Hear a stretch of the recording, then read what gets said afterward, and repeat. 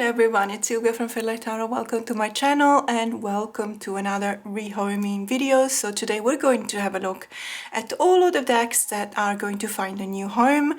So they're going to leave my collection in the month of July. If you're a Sunlight or a Starlight members, you have priority access to this video. Just in case there is a deck that you're interested in, please send me an email at info@parcellocker.com. If you're a subscriber, you're going to have access to this video 1 week after all of my members. Sometimes the most interesting decks unfortunately go to my members because they have priority access, but if some decks are still available and you're interested, please get in touch with me. There's just one thing that I always say when it comes to Oracle and tarot decks that are still in print and mass market. I do not recommend, unless you live in Australia, I do not recommend reaching out for them, simply because shipping out of Australia, especially towards, well, pretty much everywhere apart from New Zealand, is very expensive. And so if they're still in print and if they're mass market, it will be a lot easier and more convenient for you to actually find them in your country. When it comes to indie decks and out of print decks, then of course you can reach out to me. So let's have a look. And just before we start, as always, this is not meant to be a video in which I talk about the decks and I say that I don't like them. There's always a very valid reason for me to rehome a deck, and 99% of the time it's because I have actually been using that deck. It has had a very specific space in my practice, and I just don't use it anymore, and it's really hurting me to see gather dust on the shelf. So I always think that by giving it to someone else, they will appreciate it more and it will get the love it deserves. So it's not me saying I don't like these decks. If I don't like a deck, I generally don't buy it. So if they are in my collection, they had a specific space in my practice. I used to love them and we just parted ways. Having said that, the first 4 decks are actually duplicates, as in I have another copy of these decks, and so I'm rehoming them simply because they're not those decks that I would want to have 2 copies of, and the reason why I do is simply because these ones came from the Total Tarot magazine. Now, just another disclaimer, Total Tarot magazine is completely legit. These are decks that have been licensed by Los Scarabeo to Total Tarot magazine for them to sell within their issues. So every couple of issues you get a deck. If I remember correctly, I was subscribed to Total Tarot magazine. I didn't have personally the best experience. It doesn't mean that it's not a good magazine. I think it does have a lot of really positive things. Personally, I had a lot of problems with the deliveries. I had to contact the customer service every time. Customer service people are really lovely, but they couldn't help. And I did have a few decks coming in with glue, very severe glue damage, to the point that the cards were absolutely tore apart when I tried to detach them one from the other. I sent them an email, they sent a replacement back, so they're really lovely people, but the deck came with exactly the same problem, if not worse. Then when I moved, I reached out to them. I said, look, I'm moving. I told them a month before.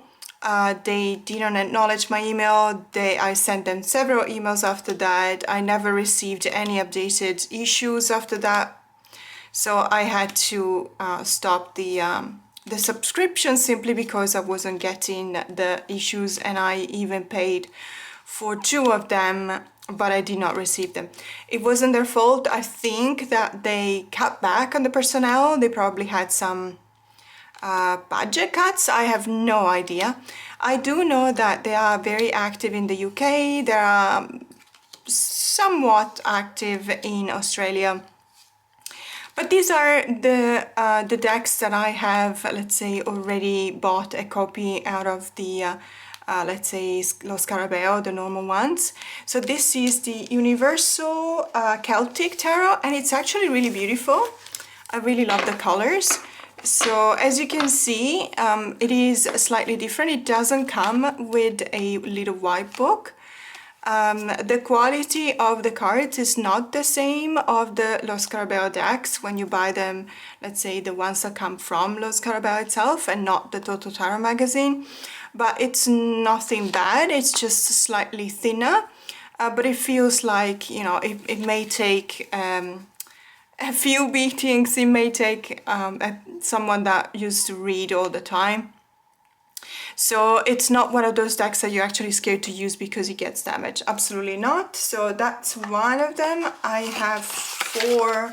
I actually have 5, but the second one is not complete. So, I mean, the 5th one is not complete. So I'm just gonna gift it to anyone who doesn't, who's not bothered by the fact that the deck is not complete. This one is the John Bauer Tarot, and it's really, really beautiful. If you don't know this deck, it's just absolutely gorgeous. It's probably one of my favorite. It does have these huge borders, as you can see, and obviously you need to be fine with that. But then again, the original tarot by Lo Scarabeo, printed by Lo Scarabeo of John Bauer, was exactly the same. So there's absolutely no difference when it comes to the aesthetics between the Lo Scarabeo decks and the Toto Tarot magazine. The only difference is, as I said, the slight thinner cardstock, which is, for some of you, may be a deal breaker. For me, it hasn't been. It's just that I have 3 copies of this deck, because what happened was that I bought one, the original one, then I trimmed off the borders because I really don't like them. The cards really come to life when you trim the borders off, but the problem is that obviously being it curated art, it doesn't necessarily, the meanings of the card don't exactly jump at you, so I had to put small markings on the cards in order for me to know what cards I was pulling. And then I thought to myself, I might as well buy another copy and just leave it like that. And then I received this one. So I don't need 3 copies of the John Bauer Tarot. I really love it. But it is a deck that is still available, mass market. It's not expensive. And so I'm happy to rehome this copy, which has not been trimmed. It's the original artwork and the layout with the huge borders. And look how beautiful this deck is. I really, really love it. I remember with Don Michel's Weavers, we've done a monthly medicine a couple of years ago, perhaps, in which we were looking at all the fairy tale decks, and this one was my favorite one to use during that that month. But anyway, is up for grabs because obviously I don't use 3 decks by John Bauer. And then let's have a look at the next one. This one is another one that I already have. I've had it for a long time, the Visconti Tarot. And so you will know this is probably a one of the very first depiction of tarot that we have in Italy, at least.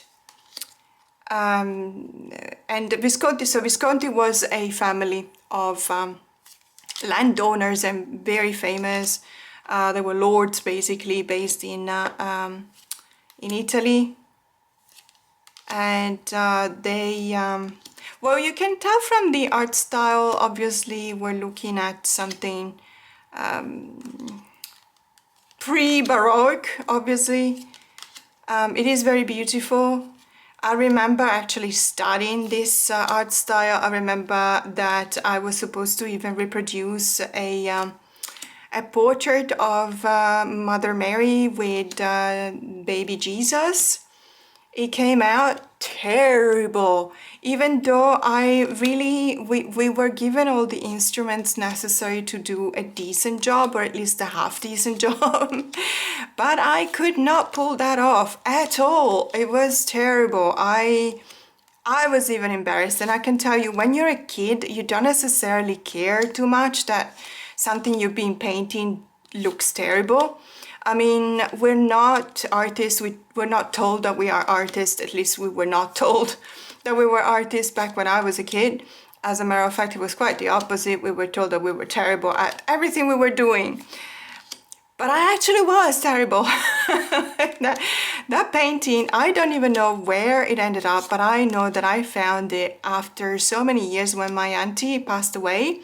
she had it. She had kept it, which made me cry because I was like, you must really have loved me so much to keep that painting, because it was really, really terrible. I wish I could show you, but actually no, I wish I couldn't, because honestly, it would be terrible for you, especially if you're watching the video right now, you're having a good time, and you're looking at the video and all of a sudden you see the painting that I made, you'll probably choke on whatever it is that you're drinking or eating, so it's fine. But the Visconti tarot is, as you would have noticed for sure, it is rather pippish, but that's the way decks were made back in the day. So the Visconti, and then what have we got here? So there's another one. This one is actually quite beautiful. Also curated art, or at least inspired by curated art. It is the Pre-Raphaelite tarot. And it obviously refers to an artistic movement that came into being before Raffaello. Raffaello was probably one of my favorite artists, but this is pre-Raphael. It is very beautiful still. I really like this deck. I actually not entirely sure that the version that I have has got black borders. The reason why I don't know is because I actually trimmed them off.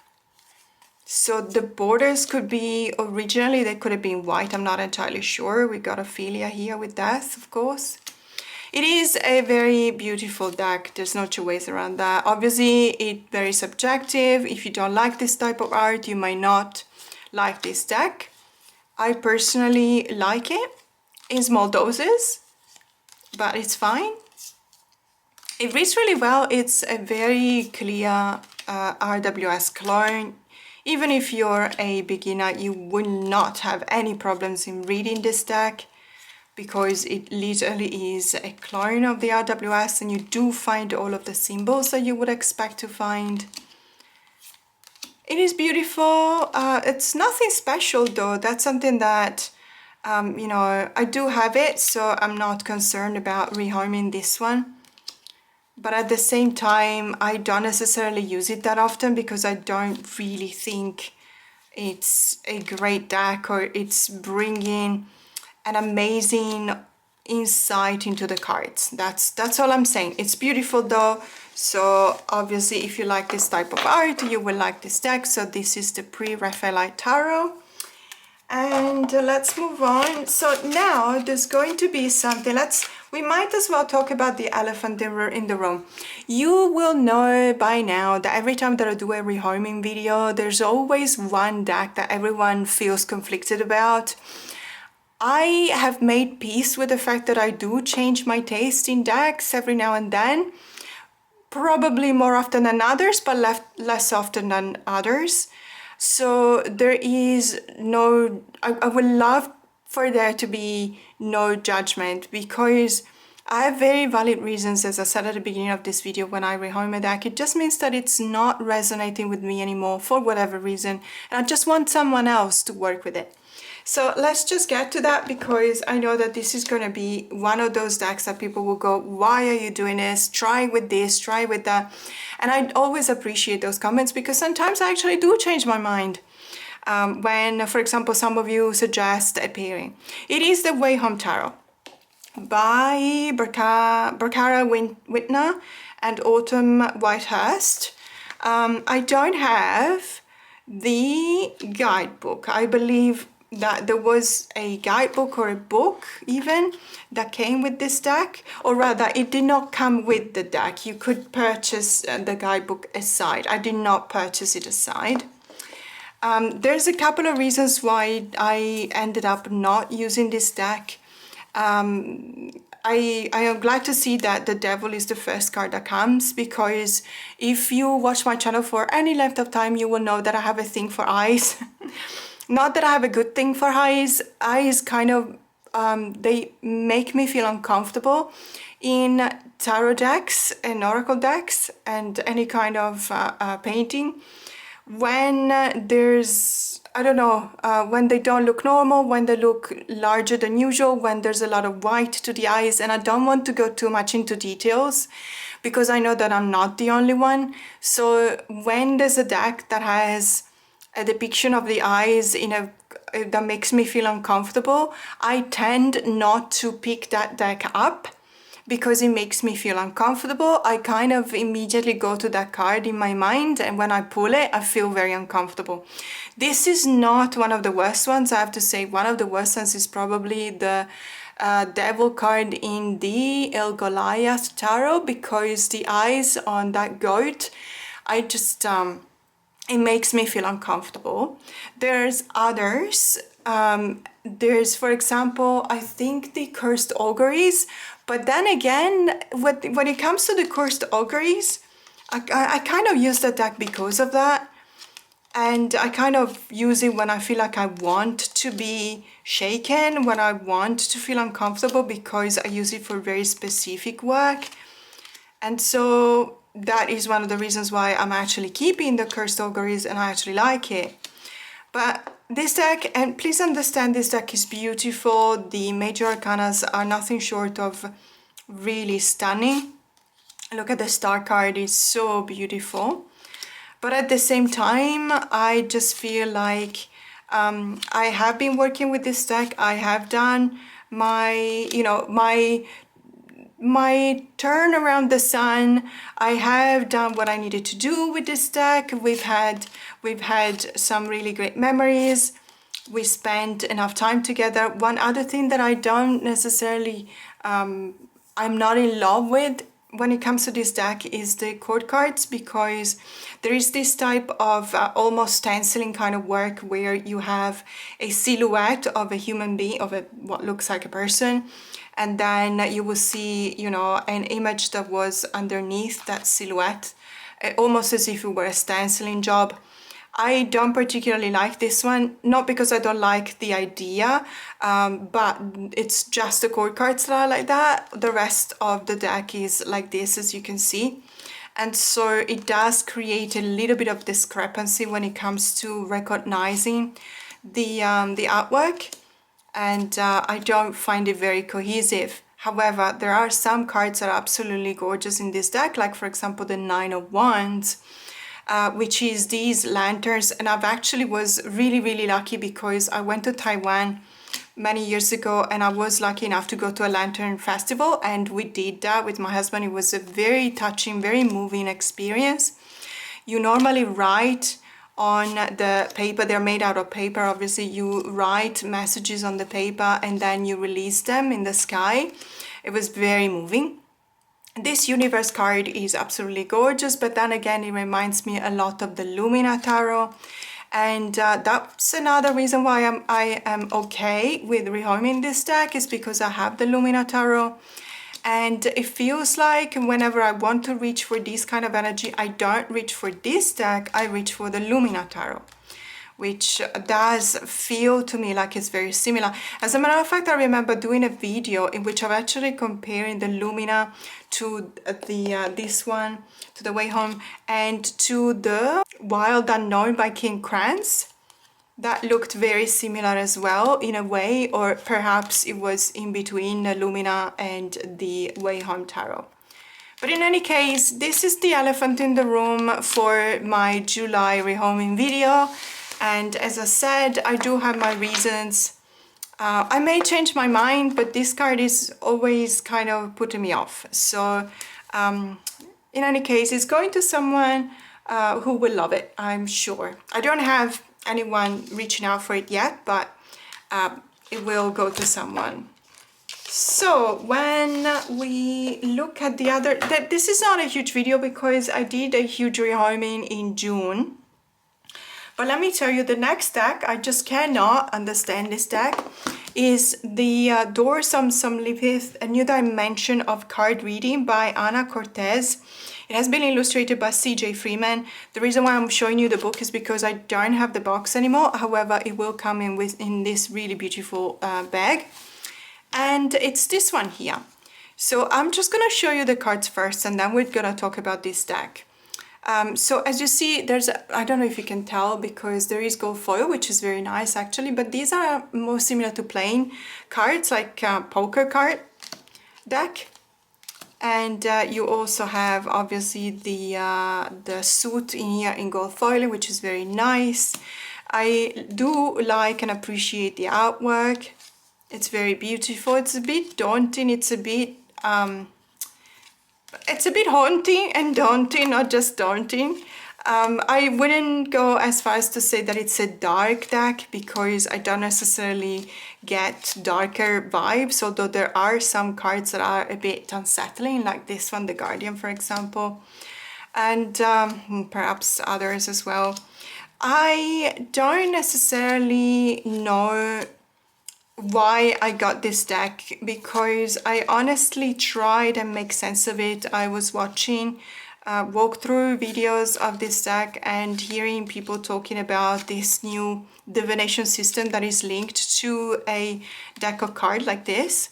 I didn't understand it back then, because I did not actually spend 1 second in trying and understand it. I have to say, I just did not have time. When it comes to new systems, I'm all for them, but it doesn't necessarily mean that I have the time to understand them, to learn them. And so I just put a deck aside and I try and wait for the right time. And unfortunately, this has been in my collection for over a year now. I have not taken it out of the shelf once, which is really a pity, because I know that there's a lot of people that will love to have this deck, and that's the main reason why I actually want to rehome it. But let me just show you from the guidebook, because I think that it's actually really interesting, and one of the main reasons why I did end up getting this deck, even though I knew that I would have struggled to find the time to understand it, is because of this book. There is so much information about this system in the book. It's just absolutely wonderful. It feels almost as if you were embarking upon an adventure, and it's very exciting, and it does take your hand and teach you exactly how to read the cards from the beginning until the end. It gives you any possible instrument you may need in order to be able to understand them. There's a lot of alternative dimensions in which you are presented a possibility to read them. There's a bit of everything, but it's not something that I'm interested in. It doesn't, for example, point to astrological references, because there aren't any, or numerology, or for example, Kabbalah. It is, sometimes it does refer to astrology, as you can see here, but it's very obtuse for me. It's not direct, it's not something that resonates, and that makes me go, okay, yes, I understand it now. There's a lot of symbols, there's geomancy as well, but I don't resonate with this kind of geomancy. I honestly don't. This doesn't look like something that I understand, that I recognize. So on the one hand, it made me very excited. Then you'll have different alphabets like this one.